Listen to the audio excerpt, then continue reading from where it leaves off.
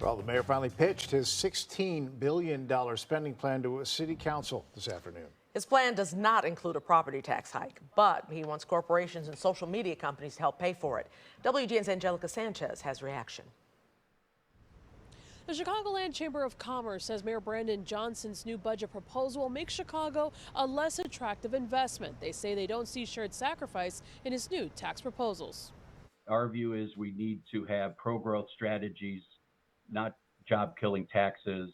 Jack Lavin, president and CEO of the Chicagoland Chamber of Commerce, says many businesses have not shaken the setbacks from the pandemic, and the mayor's suggestions won't help. Especially our restaurants and our hospitality industry, their margins are 2%. In order to close a nearly $1.2 billion shortfall in next year's budget, the mayor wants to lean on the wealthy. He argues many are not paying their fair share. Our budget proposal asks the large corporations and the ultra wealthy to chip in a little bit more so that working families are not burdened with higher property taxes or grocery taxes or garbage fees. He emphasizes he won't be raising property taxes, but the mayor's proposal includes a string of new taxes. Two in particular are raising eyebrows in the business community. One is the revival of a corporate head tax where companies in Chicago with more than 100 employees would pay $21 per person a month. Former Mayor Rahm Emanuel eliminated that tax after more than 40 years. This time around, Mayor Johnson wants to put the estimated $100 million in revenue towards anti-violence programs. He argues a safer city will be more attractive to both businesses and their employees. The other proposal upsetting businesses is an increase to taxes on cloud computing. Levin says that the consumer would end up paying the cost. Every company of every size and sector will pay that cloud tax, not big tech. It will be paid by the end user. And so that is another job-killing tax. Not everyone is against the budget plan. A former teacher and CTU organizer, Mayor Johnson wants to give $500 million in TIF surplus funds to Chicago public schools. In a statement, the Chicago Teachers Union says, let me pause that before he continues. Not everybody's against the tax. Of course, not everyone's against the tax if you're giving them the money. So you have the teachers union not against it because they want the money. Now lower, how about you lower how much money you give the teachers? I heard they're getting over 100 plus. Let's lower that tax. Let's lower that amount that you're giving them. The teachers are getting paid too much. But no, they're going to keep protesting for more and more money. I know teachers making 130. High school teachers, bro. Hey, each his own. You can do it. It's up to y'all. I'm just saying. I think it's fair what he's doing when it comes to all businesses. Don't just go out the big tech, even though he's going out the big tech too. He's going out the Uber and everybody else. Let's keep going.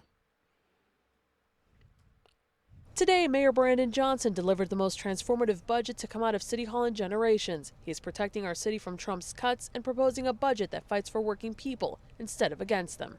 The mayor's team says they found more than $200 million in savings across city departments. They also want to extend a citywide hiring freeze and cap overtime for Chicago police officers. Still, Lavin says it's hard to see shared sacrifice when the city budget has increased by more than $6 billion in recent years.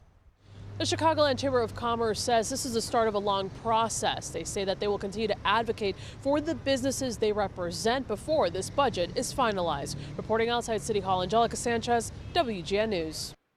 Well, the mayor found. All right, well, let's get into it on that, man. I just want to give you the gist of that. So he wants the CPD to cut $98 million out of their budget. That's including a lot of overtime that they're giving the police officers. But your violent crime is high, and you need to pay your detectives to solve these crimes. I don't know if you guys know, but crimes that's committed is not being solved for at least 4 years. Like on minimum, 2 to 4 years minimum crime that's been committed 2 or 4 years ago is not even being solved. Now, most people don't even get caught, to be honest. So basically what's happening is your mayor, Chicago's mayor, Brandon Johnson, he doesn't want to give higher property taxes in order to get the city out of the deficit, right? Because he petitioned on that, right? And he already got pushed back by a lot of people. So what he wants to do instead is let's tax every business in Chicago. If you have over 100 employees, $21 a person per month. And like the guy said, some businesses might just start splitting companies and start outsourcing.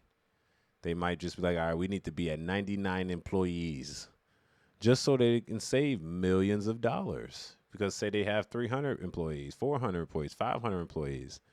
Let's start cutting these into different outsourced third-party entities so we don't have to pay that millions of dollars in taxes. Because how do we make ends meet when we're only getting a 2% profit a month? Now we're about to cut that 2% to 1.5 to 1.3-ish. The overhead is low. So what's about to happen is the big companies, they're going to survive, of course. They're just going to find a way to kind of write that off. While the little companies are going to eat that. They're going to eat that. It's going to suffer the company. They're going to fall back eventually. So now they got to work harder, right? And that's what y'all wanted. That's what you voted for. I don't like the guy, right? Because he was originally told us he wasn't going to do the property tax hike. And then 2 years later, we need to increase the property tax. Nice one. That's because you're in a deficit. Now, people say, just like the teacher from the teacher union, she kind of insinuated that it was kind of Trump's fault. Now, you tell me. It says he is protecting our city from Trump's cuts and proposing a budget that fights the working people instead of against them. Yeah, Trump's cuts are temporary, sir. Very temporary. You're acting like Trump is going to cut the Chicago or Illinois for a very long time. This is temporary. These taxes ain't going away. That's the problem I have with these states that want to enforce taxes on people, because these taxes and laws. So now you're making permanent tax rules and laws for temporary fixes. You get what I'm saying? It's like the marijuana tax that they're trying to do in Michigan to fix the roads, to raise $420 million, right, from marijuana sales. That's cool, right?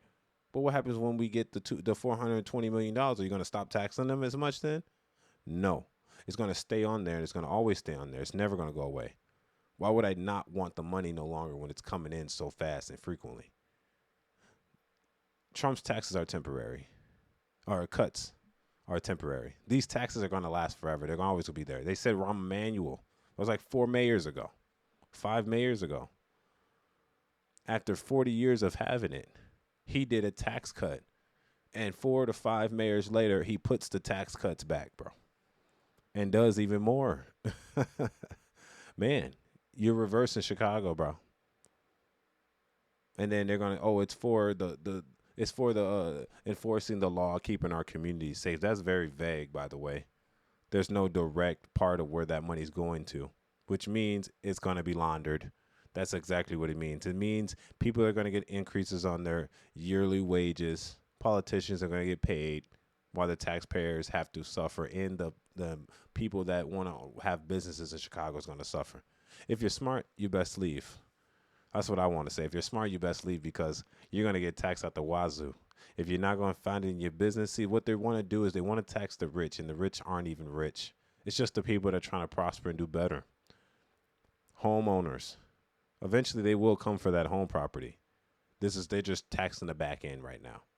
And then they're going to realize that they're not going to fix the budget because they're going to keep giving money away, right? Because money's free to Chicago. That being said, they're going to just increase the tax on your city. It's right now it's business taxes, Uber taxes, food delivery taxes, Amazon taxes. Did you notice? When you buy something from Amazon, you're very taxed way more than it used to be. Thank you, JB. And now you're going to be taxed on all those things later after the smoke settles. Home increase, property tax. And then you're going to ask, Brandon Johnson's fault. Yes, it's always the mayor's fault. Cool. But y'all knew that. But y'all were so anti-Trump.